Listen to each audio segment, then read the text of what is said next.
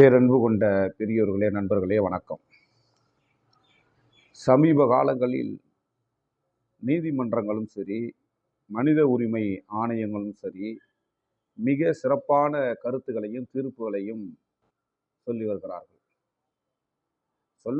சொல்லப்படக்கூடிய ஒரு சில தீர்ப்புகளை தவிர மற்ற தீர்ப்புகள் எல்லாமே தேவையானதும் அவசியமானதும் அவசரமானதுமாக இருக்கிறது.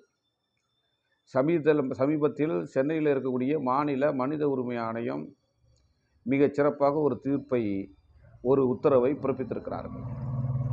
என்ன அந்த உத்தரவு அப்படின்னு கேட்டிங்கன்னா, தமிழ்நாட்டில் இருக்கக்கூடிய ஒரு பிரபலமான ஒரு மாவட்டம் ராணிப்பேட்டை மாவட்டம். அந்த ராணிப்பேட்டை மாவட்டத்தில் பார்த்திங்கன்னா சோளிங்கர்னு ஒரு பகுதி இருக்குது. அந்த பகுதியில் ராஜாராம்னு சொல்லி 70 வயது மதிக்கத்தக்க ஒருவர் தன்னுடைய மனைவி இறந்து போச்சு. அவருடைய மனைவி இறந்து போச்சு. பிள்ளைகள் கிடையாது. இவருக்கு வயசு 70. நோய்வாய்ப்பட்டிருக்கிறாரு. பிச்சை எடுத்து சாப்பிட்ருக்காரு.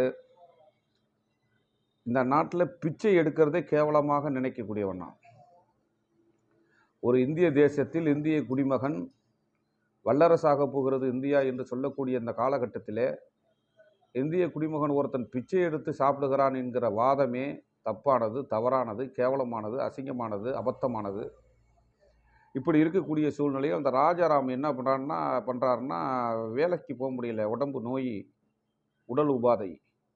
அதனால் பிறர்கிட்ட பணம் வாங்கி சாப்பிட்டுட்ருக்கார். அவர் ஒரு நாள் என்ன பண்ணுறாரு, இறந்துடுறார். இறந்து போன பிறகு இது போலீஸு அந்த சோளிங்கர் பகுதியை சார்ந்த காவல்துறை சடலத்தை கைப்பற்றி அந்த சடலத்தை புலன் விசாரணை பண்ணி இதில் எதுவும் பிரச்சனை இல்லை, தற்கொலை கிடையாது, கொலை கிடையாது, இயற்கை மரணம் அப்படின்னு சொல்லி கேஸை முடித்து பிரேதத்தை சடலத்தை அங்கே இருக்கக்கூடிய பேரூராட்சிக்கிட்ட ஒப்படைக்கிறாங்க.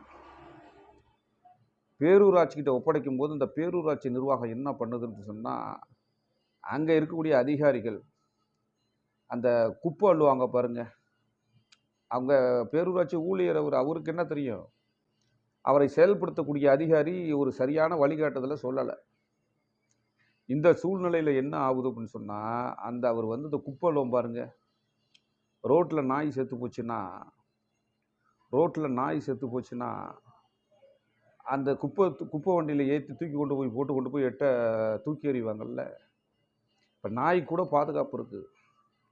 ப்ளூ கிராஸ் அப்படின்னு நாயை நினச்ச நேரத்தில் நீங்கள் அடிக்க முடியாது, எதுவும் பண்ண முடியாது. ப்ளூ கிராஸ்லேருந்து வந்துடுவாங்க. அதுக்கு தனி நடவடிக்கை, ஆபத்தான நடவடிக்கை. அது நாயை கூட கை வைக்க முடியாத சூழ்நிலை இருக்குது. அப்படிப்பட்ட கிராமத்தில் ஒரு நாய் ரோட்டில் செத்து கிடந்தால் கூட குப்பை வண்டியில் தூக்கி கொண்டு போய் ஆள் இல்லாத இடத்துல கொண்டு போய் தூக்கி எறிகிறது வழக்கம். எறிவாங்க. பஞ்சாயத்தில் இருக்கக்கூடிய துப்புரவு தொழிலாளர்கள் அதை செய்வாங்க. ஆனால் இந்த விஷயத்தில் என்னென்னா, ஒரு நாய்க்கு இருக்கக்கூடிய மரியாதை கூட இறந்து போன அந்த ராஜாராமுக்கு இல்லை. அதுதான் வேதனை. அந்த ராஜாராம் சடலத்தை அந்த குப்பையாக தூக்கி அந்த குப்பை வண்டியில் போட்டு கொண்டு போய் வண்டியிலேயே தூக்கிட்டு போய் அடக்கம் பண்ணியிருக்காங்கன்னு சொன்னால், நண்பர்களை நீங்கள் அருகூர்ந்து எண்ணி பார்க்க வேண்டும். இந்த செய்தி ஊடகத்தில் மாநில மனித உரிமை ஆணையம் அதில் கவனம் எடுத்துக்கிட்டு அதை சூமோட்டோ அப்படின்னு சொல்லக்கூடிய தானே அதை வழக்காக எடுத்து அதில் ஒரு தீர்ப்பு சொல்லியிருக்கிறாங்க, ஒரு உத்தரவு. என்ன உத்தரவுனா, தமிழ்நாடு அரசுக்கு உத்தரவு சொல்லியிருக்கிறாங்க. தமிழ்நாடு அரசு என்ன செய்யணும்? இது மாதிரி அனாதை பிணங்கள் அப்படிலாம் இருந்துச்சுன்னா, இது மாதிரி குப்பை வண்டியில் நாயை தூக்கி போடுற மாதிரிலாம் தூக்கிட்டு போகக்கூடாது.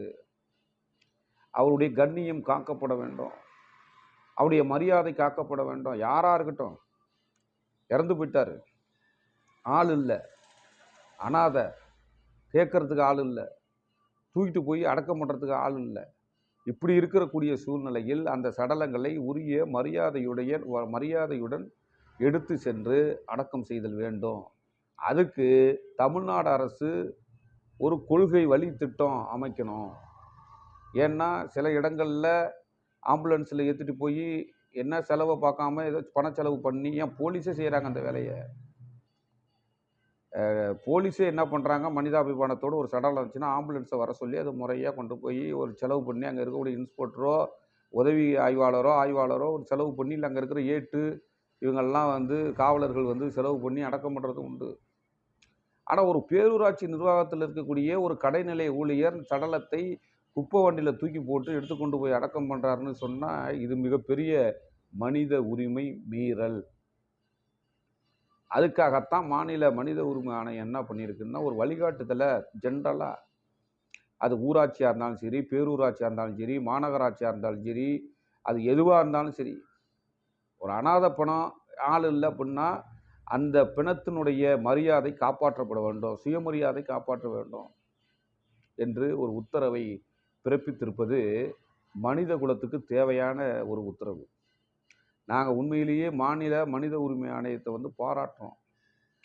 அரசாங்கத்தை குறை சொல்லலை. அரசாங்கத்தில் பல அதிகாரிகள் ரொம்ப கண்ணியத்தோடு தான் புதைக்கிறாங்க. ஆனால் ஒரு சில, இப்போ இந்த ராணிப்பேட்டையில் நடந்திருக்குல்ல, அது மாதிரி ஒரு சில இடங்களில் இங்கே கவனிக்கணும். நீங்கள் ஒரு சில இடங்களில் அந்த மனிதனுடைய மாண்பு தெரியாமல், அது சுயமரியாதை உணர்ச்சி தெரியாமல், அது சும்மா போனந்தானே அப்படின்னு நினச்சிட்டு இவங்க என்ன பண்ணுறாங்கன்னா சும்மா கண்டுக்கிறது இல்லை. ஏதோ துப்பையில் தூக்கி போடு. இது மனித உரிமை மீறல். நீங்கள் நல்லா நினச்சி பார்க்கணும். ஒரு மனிதன் வந்து இப்போ அவருக்கு ராஜாராமுக்கு 70 வயசு. 70 வயசில் எத்தனை தடவை ஓட்டு போட்டிருப்பாரு. இன்றைக்கி ஆளுங்கட்சி எதிர்கட்சி எந்தெந்த கட்சியெல்லாம் ஆட்சியில் நின்றுச்சோ அப்போ அந்த கட்சிகளுக்கு, அரசாங்கத்திற்கு ஒரு இந்திய குடிமகனுடைய ஓட்டு தேவைப்படுது. கிட்டத்தட்ட 18 வயசில் ஓட்டு போட துவங்கியவர் 70 வயதிலையும் ஓட்டு போட்டிருப்பார். அது இல்லாமல் இது நாள் வரையில் வரி செலுத்தியிருக்கிறார். மிதமிஞ்சிய சேல் டாக்ஸ் வரி இல்லாமல் ஒவ்வொரு பொருள் வாங்குறாருல, ஒரு தீப்பெட்டி வாங்கினாலும் அரசாங்கம் அதுக்கு ஒரு வரி போடுதில்லை. அந்த வரியை செலுத்தி தானே ஒரு தீப்பெட்டி வாங்குறாரு அவர். இப்போ அவர் வரி வேணும், அவருடைய ஓட்டு வேணும். அது இல்லாமல் இந்திய நாடு என்ன செய்யுதுன்னா, இந்திய மக்களை வச்சு வெளிநாட்டில் ஒரு தலைக்கு இவ்வளவு கடன் கொடுங்கன்னு அவரை வச்சு கடன் வாங்குது. அதுக்கு பயன்படுறாரு, ஓட்டு போடுறதுக்கு பயன்படுறாரு, எல்லாத்துக்கும் பயன்படுறாரு. இப்படி இருக்கக்கூடிய சூழ்நிலையில் இறந்து போயிட்டாரு, ஆள் இல்லை. அந்த சடலத்தை அந்த உரிய மரியாதையோடு போய் அடக்கம் செய்ய வேணாமா? கொரோனா காலத்தில் செத்து போனவங்களுக்கு கூட சடலத்தை போய் தொடுலியை தவிர அதை பாதுகாப்பாக எடுத்துகிட்டு போய் ஆழமாக குழி தோண்டி அவரவர்களுக்கு என்ன மதச்சடங்கு எப்படி இருக்கோ, மதச்சடங்கு செய்யக்கூடாதுன்னு நான் சொல்லுவேன். ஆனால் அவரவர் உரிமைப்படி ஒவ்வொருத்தரும் ஒரு மதச்சடங்கில் இருந்தால் சடங்கை வச்சு கண்ணியமாக புதைக்கப்பட்ட வரலாறு தமிழகத்திற்கு உண்டு. இப்படி இருக்கக்கூடிய சூழ்நிலையிலே நண்பர்களே, ராணிப்பேட்டையில் இப்போ நடந்திருப்பது மிக மோசமான ஒரு மனித உரிமை மீறல். நான் சொல்கிறேன்னு நீங்கள் நினைக்க வேணாம், நீங்களே நல்லா நினச்சி பாருங்கள். தவறு இல்லையா அது? அதுக்காகத்தான் என்ன பண்ணுறாங்க, மாநில மனித உரிமை ஆணையம் என்ன பண்ணியிருக்காங்கன்னா, தமிழ்நாடு அரசு முதல்வருக்கு சொல்லியிருக்காங்க, தமிழ்நாடு அரசுக்கு சொல்லியிருக்காங்க. அனாதை பணம் அப்படி இப்படின்னு இருந்துச்சுன்னா ஒரு அனாதை கிடையாது. அதை வந்து புதைப்பதற்கு, அடக்கம் செய்வதற்கு ஒரு கொள்கை வழித்திட்டங்களை, வழிமுறைகளை தமிழ்நாடு அரசு ஏற்படுத்த வேண்டும் என்ற உத்தரவை பிறப்பித்திருக்கிறார்கள். இதை ஏற்று தமிழ்நாடு அரசு செயல்படுத்த வேண்டும். இருக்கும்போது தான் அவனுக்கு மரியாதைன்னு கிடையாது. இந்த நாட்டில் கடைசி ஈமச்சடங்கு அவன் கொண்டு போய் புதைக்கிறவர்களையும் அவருக்கு உரிய மரியாதை, சுயமரியாதை உணர்ச்சியோடு அந்த சடலத்துக்கு மரியாதை கொடுக்கப்பட வேண்டும். உலக நாடுகள்லாம் அப்படி கிடையாது. உலக நாடுகளில் போர் நடத்துவான், செத்து போவாங்க. அந்த போரில் செத்து போகிற அந்த வீரர்களை, மக்களை கண்ணியத்துடன் அடக்கம் பண்ணுகிற வரலாறு தான் நாம் படித்திருக்கிறோமே தவிர,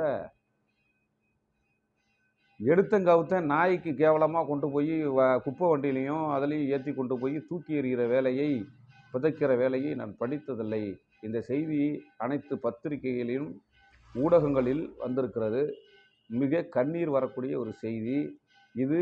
நான் வந்து பொதுமக்கள் சார்பாக அரசாங்கத்திற்கு நான் கேட்டுக்கொள்கிறேன். அரசாங்கம் இதை உடனே கவனம் செலுத்த வேண்டும். கவனம் செலுத்தி ஒரு கொள்கை வழித்திட்டங்களை அமைக்க வேண்டும். இங்கே உயிருள்ள மனிதனுக்குத்தான் சுயமரியாதை இருக்குன்னு அர்த்தம் அல்ல. ஒரு உயிரற்ற மனிதனாக இருந்தாலும் கூட, ஒரு சடலமாக இருந்தாலும் அதற்கும் ஒரு மான உணர்ச்சி உண்டு, சுயமரியாதை உணர்ச்சி உண்டு. அந்த சுயமரியாதை உணர்வோடு அந்த சடலத்தை அடக்கம் செய்வதற்கு அரசு ஒரு கொள்கை வழித்திட்டங்களை அமைத்து அதை உடனடியாக சர்க்குலராக தமிழ்நாடு முழுவதும் அதை உத்தரவு போடணும். அப்படிங்கிற செய்தியை இந்த பதிவின் மூலம் அரசாங்கத்திடம், தமிழக அரசிடம், திராவிட மாடல் அரசு, முத்துவேல் கருணாநிதி ஸ்டாலின் ஐயா அவர்களுடன் பணியோடு அந்த மனித உரிமை ஆணையம் செஞ்ச அந்த உத்தரவை உடனே நிறைவேற்றுங்கள் என்று பொதுமக்கள் சார்பாக கேட்டு முடிக்கிறேன். நன்றி, வணக்கம்.